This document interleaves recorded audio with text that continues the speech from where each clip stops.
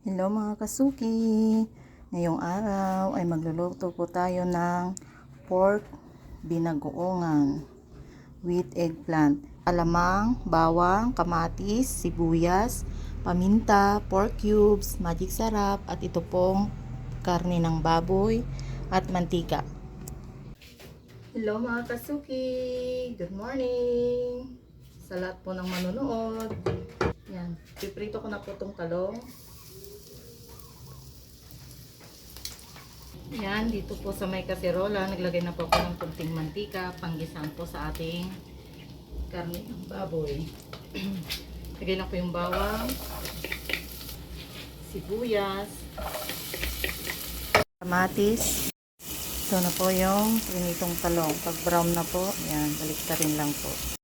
Lalagay ko na po yung baboy, karne ng baboy. Pork cubes, magic sarap at paminta. Lalagay ko na yung alamang. Hayaan lang kumulo hanggang sa lumambot yung karne ng baboy.